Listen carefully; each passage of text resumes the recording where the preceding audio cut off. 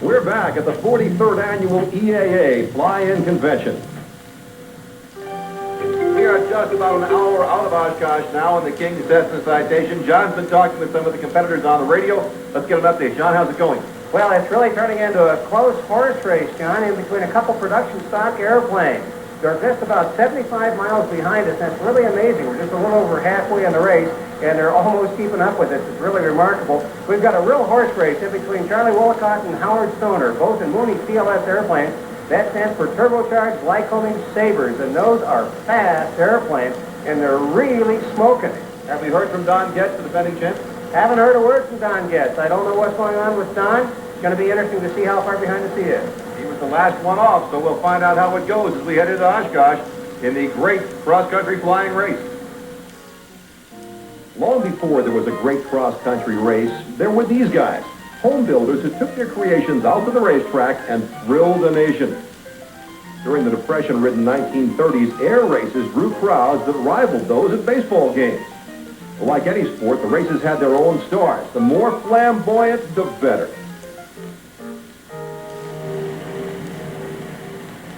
This is the plane that started it all.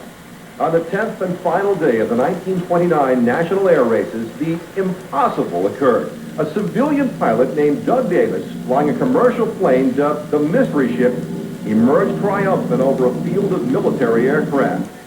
That victory initiated a decade of velocity. Innovators sprang up in hangars, workshops, and garages across the country.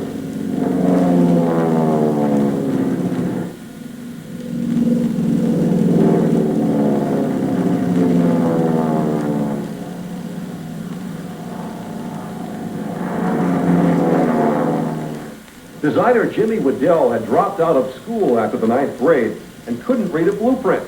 Yet his Waddell-Williams racers won the major races of the day. 3 consecutive Bendix cross-country races and 2 consecutive Thompson Trophy closed course races. 5 brothers named Granville created a line of stubby racers they named GBs. The airplanes dominated the 1931 National Air Races. One model won every race it was entered in. The GB later gained an undeserved bad reputation as being unstable aircraft. Tell that to Delmar Benjamin, who flies a replica on the airshow circuit.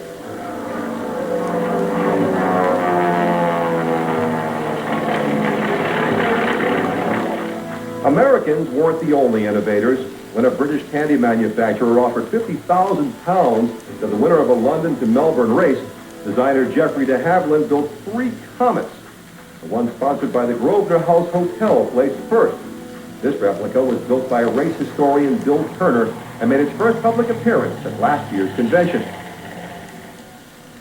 Today, there is renewed interest in racing, closed course meets such as Reno, and cross-country events such as the Great Cross-Country Flying Race.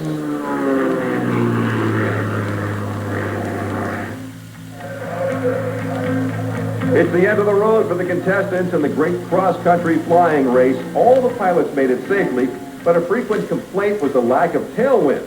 No help from the upper air currents.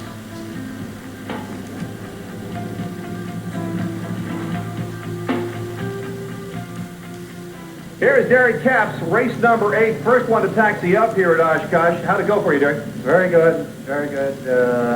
Should have a good average. I didn't run it as hard as I wanted to, but I did all right. What were the conditions like? Perfect. Weather was beautiful except the last 100 miles. And then what? I got under these clouds. I should have stayed on top.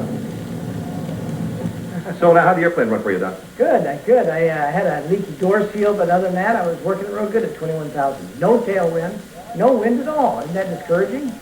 Mike, before the race started, we were talking to the defending champion, Don Getz. I said, you got any competition? He said, well, there's another guy in the Lance there who's pretty good. That guy would be you. How did it go? Went well. I mean, there's no wind, no help. It was strictly, a no-wind condition. So ground speeds are anywhere 280, 290 knots in that. And I suspect the times will be down and around the 270s, not wide. We got Howard Stoner and Charlie Wollicott, and these guys were going neck and neck much of the way from Denver to Oshkosh. Howard, how was it going out there? Well, neck and neck. At 1.3, he was 3 miles behind at another 0.6, and I thought I had it made, and then he closed to right below me and made it impossible for me to descend. Thanks, Charlie. You're a real sport. And I was, Charlie? Well, it was an interesting race. Initially, I wanted to climb to flight level 250, 25,000 feet. But I couldn't do that because Howard was ahead of me and he was occupying that airspace. So I had to stay down low. It worked out pretty well. I caught Howard again and we landed within a minute or two of one another, I'm sure. Well, there's one more presentation left, and this is to the grand champion of the 1995 Great Cross Country Air Race. Race number 38, Lance Air 4P, very recently a pressurized Lance Air 4. 2 hours 51 minutes and 6 seconds, 272 knots.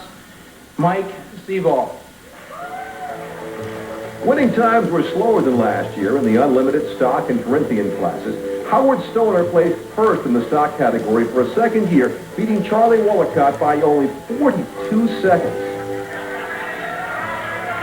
What about the Lance Air? It's a great airplane. It's a joy to fly.